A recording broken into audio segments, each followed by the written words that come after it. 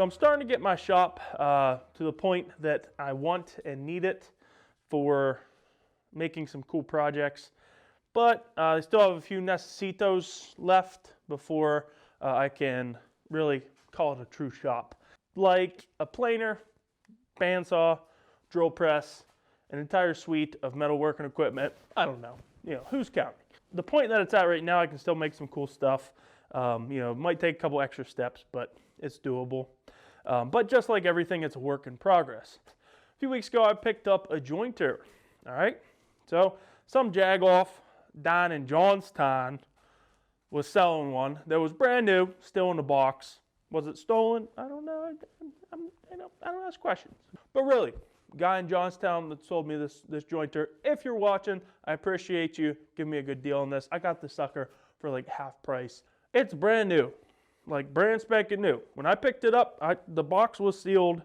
All right, I cut open the box. I checked everything. It still had oil on the bed. It still had the plastic on the bed too. So it was brand spanking new. Now it's a little guy, right? It's petite, but it doesn't like it when you talk about its stature. I think it'll get the job done. We're gonna take a look at it today. So let's get to her. So obviously, I took her out of the box already. I already started to square up the fences on the table and whatnot. And like I said, it's a little guy. Here's my hand for reference. It's a 6-inch jointer with, a 5-inch in feed table and a 5-inch out feed table. Not really. It might be, 18 inches. Who knows? I think it has 3 blades. I could be wrong on that. It might only have 2. I should tear it apart and take a look at that. I haven't even used it yet. The plan tonight is to get it up and running. Anyway, has a nice steel in feed table, out feed table, extruded aluminum fence. Don't really like that much, but you get what you pay for, and if you buy used, you get more than what you pay for.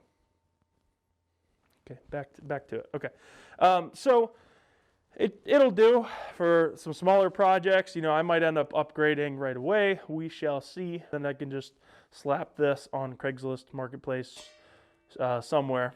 So the first thing, whenever you're setting up a joiner, is you want to make sure that your fence and your table are square, right? So, yada, yada, yada. We got to make sure all that stuff is square. I already squared it up. Okay, just put the square there, slide it up against the fence. If you see daylight and it's not in those little, extruded aluminum grooves, then something's wrong. So then you have to adjust it. So, both the in-feed and the out-feed tables are pretty square on this. They're pretty skookum. That looks pretty good. What we have to do here is we have to figure out if the knives are set to the appropriate depth. So how we do that is we take this little bugger, slide it out of the way, and we have to place a straight edge. As long as it is straight and it has an edge. You can use a ruler. Okay, it might be a little bit difficult to use a ruler. You can use a square, a little bit easier to use a square. You can use a combo square. That's probably the easiest thing to use because you can rest it up against the fence and have a good day. So all you do is you place this sucker on the out feed table, which rotate the knives by hand. And by the way, this might be a good time to mention, when you rotate the knives by hand, you got to make sure the sucker's unplugged, all right? We don't need any lockout, tie-out accidents tonight, okay? I kind of have to hold this safety bar here, or guard. So if I rotate the knives here from one side to the other across that straight edge, it should nudge that straight edge. What the heck? It should nudge that straight edge about 1/4 of an inch forward. She's not budging. I might know why it's not budging. Okay, I know. Took a little bit of investigative journalism work, but this is the reason. She set to 0, therefore she gives us 0. To adjust that, all we have to do is loosen up the adjustment knob here. Your in-feed table is going to be lower than your out-feed table, just as a kind of a general rule. I know the fine woodworking guys would probably yell at me for that. That's the basics of a jointer, because your out-feed table is where the material comes in.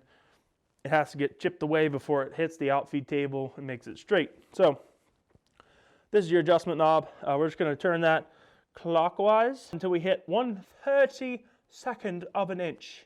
Okay, which should be right about there. This does go the whole way up to 1/8 of an inch, but you would have to be a psychopath to adjust it to that. Now, you really only want to take off about a 32nd of an inch or so, maybe a 1/16 of an inch per pass on a jointer. If you want your equipment and yourself to live. If you want to live, you only take off a little smidge. So what you want to happen is you have the straight edge here resting on the outfeed table. It's not touching the infeed table. And what you want to do is just rotate the knives by hand. Again, it's unplugged, makes sense. Make sure it does the same thing on all the knives. So rotate about 3 millimeters. So 3 mil is not bad. It's not perfect, but it's not bad.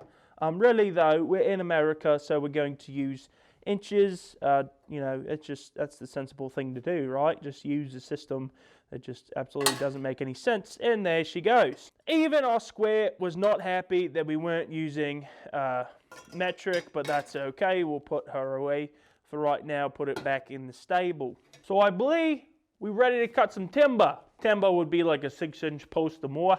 But I believe timber's much more funner to say, so that's what I'm going to say. Timber for right now, lumber is for another time. As my boys Mike Rowe and John Malecki say, safety third.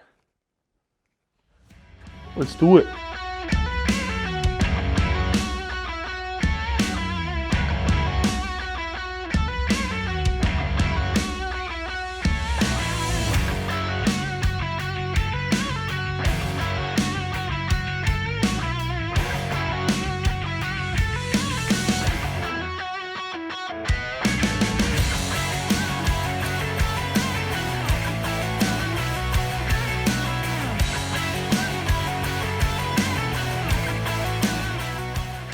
Well, boys and girls, I'd say she chooches pretty good.